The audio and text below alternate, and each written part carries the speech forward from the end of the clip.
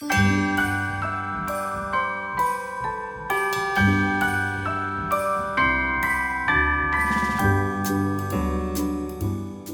everyone, I'm Holly and today I'm making Winter Wonderland soap. This is one I've made many times in the past, but this time it's not going to have the white soap balls. I didn't have enough time and I was going to not make the soap at all, and I thought, you know what, this is a great set. We can still make it, it just won't have the soap balls this year. So I'm going to add in the coconut milk. And I realized I don't even have my stick blender over here. That would come in handy. Okay, so I'm back in business over here. Got my long old stick blender.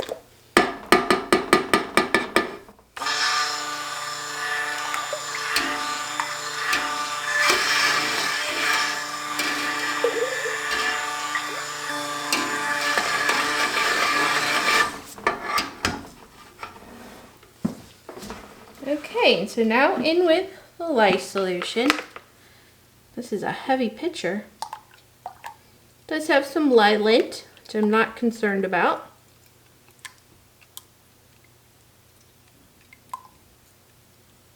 My lye solution has reduced water to accommodate the sodium lactate and the coconut milk I use. So it can tend to get lye lint, especially when it cools off quickly. So I'm going to get this blended to emulsification.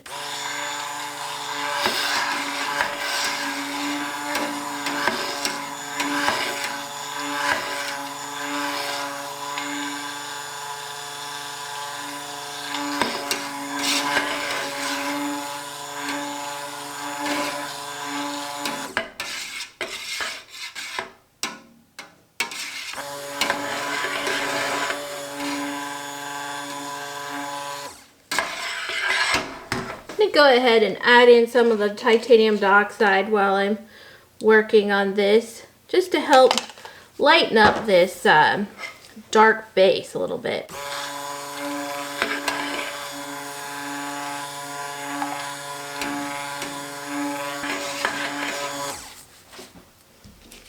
I'm going to give this a little bit of a stir before I keep just blending and blending.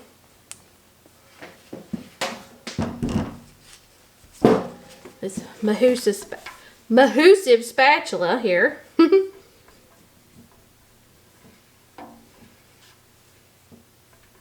A lot of soap. A lot harder to get it stirred up. I probably need to go to a really commercial stick blender so I can make my life a little bit easier. They just all look so large and heavy. So I see I have some texture. And that's fairly typical anymore when I soap really cool. Let's see what temperature. Oh, it's 65. That's not too bad for today.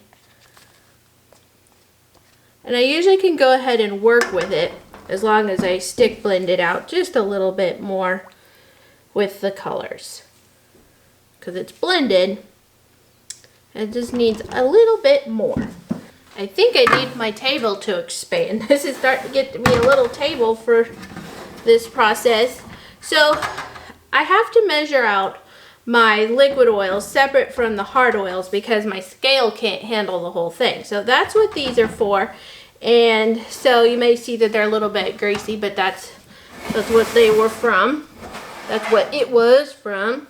I have learned that my left arm is my strong arm. So, once I really figured that out, and to quit working with my right arm with my right shoulder issues, now I don't have any problems.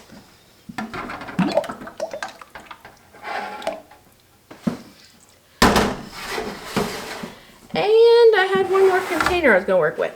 Thought I would make this my little white container. It's still a large one in comparison to my other ones. I know the camera doesn't really like display super well the sizes of all this stuff, but this is a pretty big picture. This is 5,000 ml.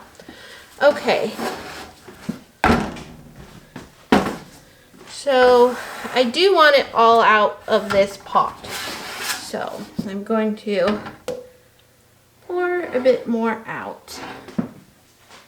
And that's over 5 liters, whatever that means, because I don't use that in America. I'm learning it. But it means a whole lot of nothing to me right now. This is smoothed out so nicely just while I was pouring. Sometimes I can over blend and that can be a problem. Unfortunately, it does take a while to get these containers scraped out. And they're this big, got a lot of territory to cover. So I got my twinsies here. I want to be a little bit darker blue on this one. I want to be a little bit of blue plus some white.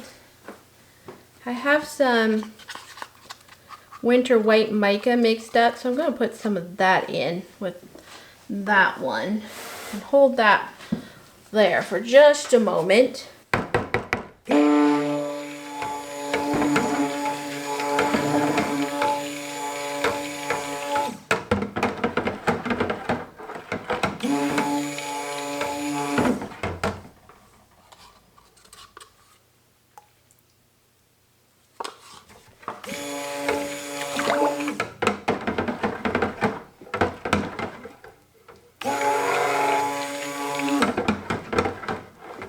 Mixed up just a little bit more of the ultramarine blue.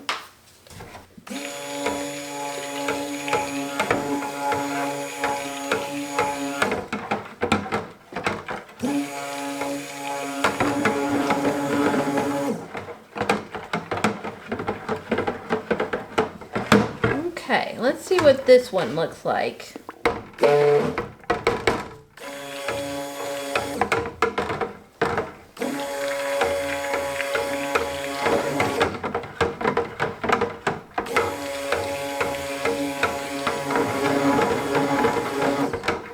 Looks good. I wanted this one just to be an icy blue color.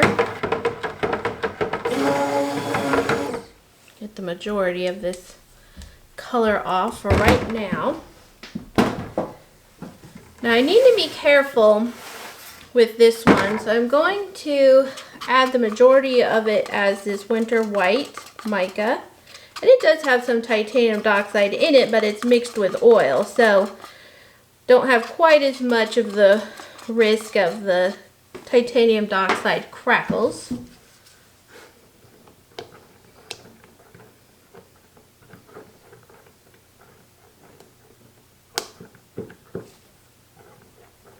I do mix my titanium dioxide with the batch water, but even sometimes then it can still, because it's more concentrated in certain sections, it can sometimes still do the crackling. So I think I'm going to go ahead and add in some of the titanium dioxide, and hopefully it won't crackle too much.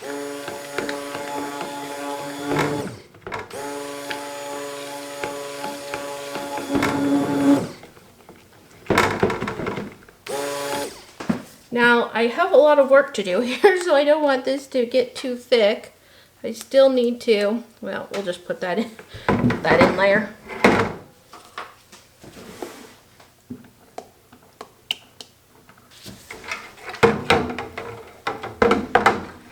So I'm using Secret Wonderland type fragrance, and this one does have a tendency to discolor just a little bit, and I realized that I'm actually using a different fragrance from a different supplier than I normally do. So hopefully it won't be too bad. It may still discoloring just a little bit. I'm going to add in just a little to this one. And, well, I forgot that I split it in half. I didn't think that one through very well after all. I should have just split it equally. Oh well. It was pretty equal.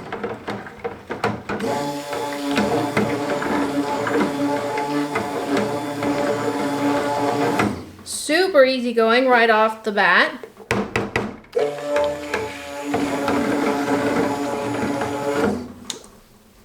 Alright, so I'm going to go ahead and put in some of this more icy blue color. It's kind of silvery to the blue side.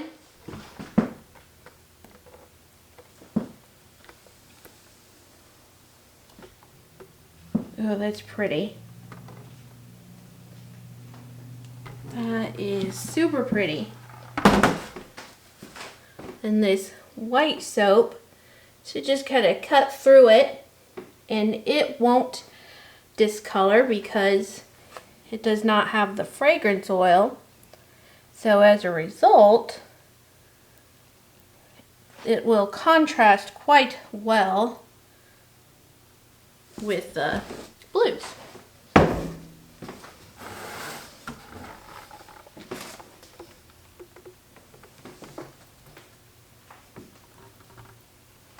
I'm looking for a heavier pour. I did that with my sleigh ride.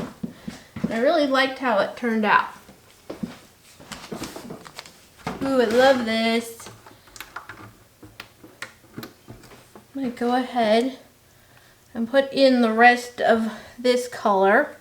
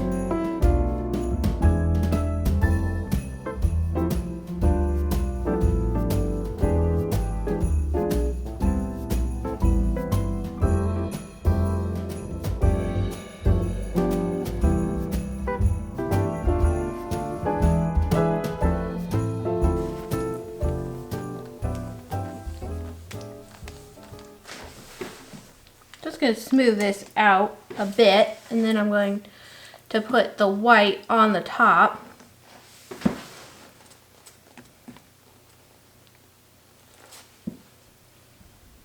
So I just kind of want to cover up that blue just so that the top won't be tan colored if it ends up doing that. It's sometimes so hard to tell because the cocoa butter I'm using right now is so dark, and so it can be rather misleading to what color it's going to be in the long run. Usually it lightens up, but in a case like this where the fragrance is specifically, you know, one that could discolor, it can be hard to tell. Hopefully I saved enough. There's still quite a lot in this picture. And I will probably just, like this, just kind of lightly smooth it out.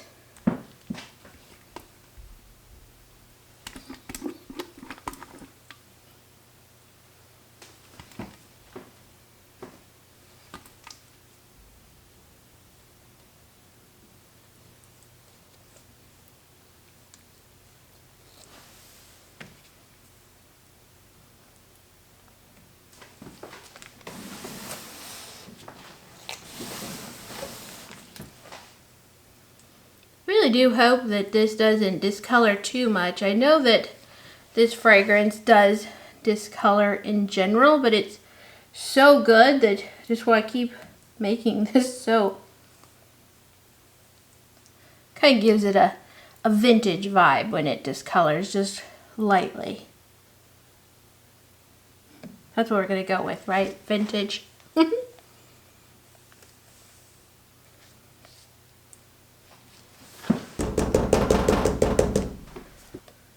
So I have nice clean hands now, but I thought I would add some of this Arctic Sparkle glitter from thegoodglitter.com.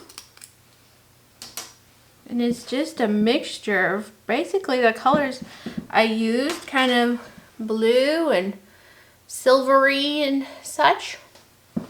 Looks nice.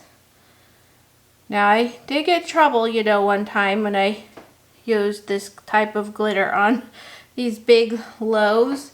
I get away with it like on the Serendipity, but I got in trouble when I used it on a big one with my husband, because the thicker tends to slide when you cut or plane it.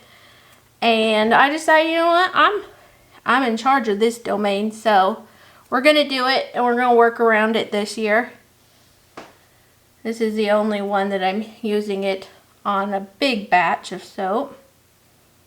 It's just so pretty. I just can't resist. Love it. Wow, it just like is perfect for this one. It's just setting this one off perfectly. Okay, so there we have the Winter Wonderland soap, and I will see you back here for the cut.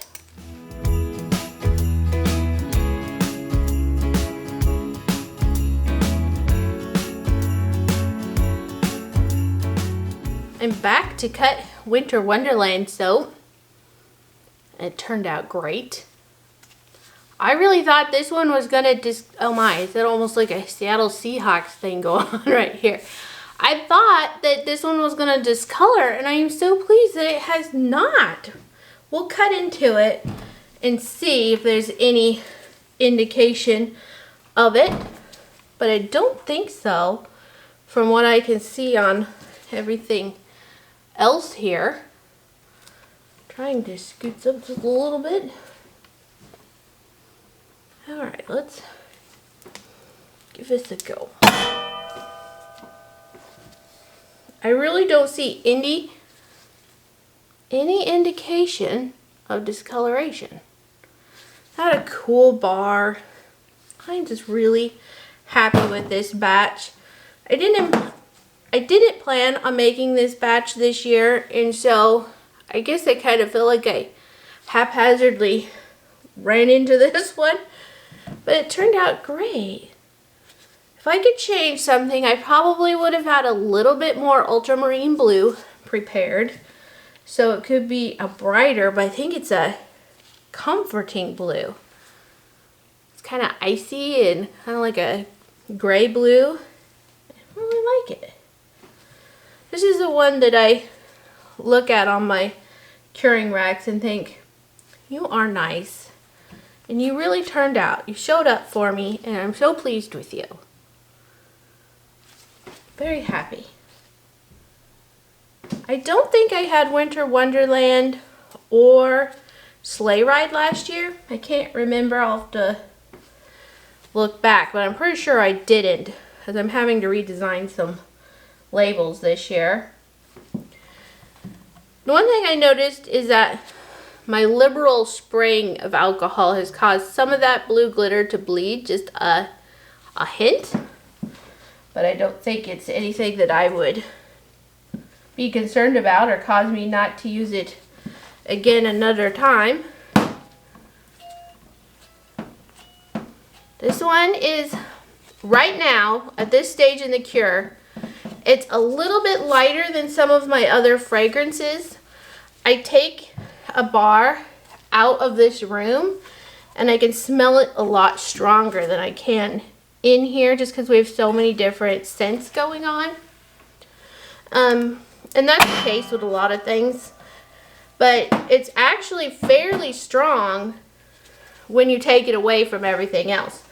But we'll see how it cures. I may still mark it as being a little bit lighter. It's just such a creamy scent. I feel like creamy and dreamy really explains it well.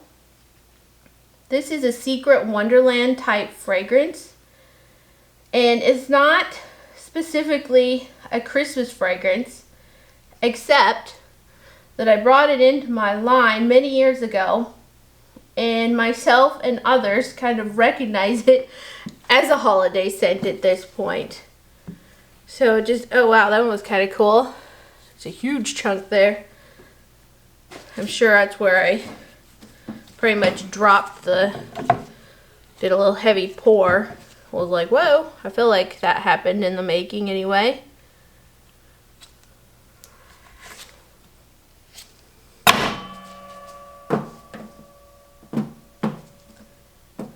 The voiceovers that I was doing were fun, but you don't get to hear all the wires clink and chime. Love that part. Ooh, this one's so pretty.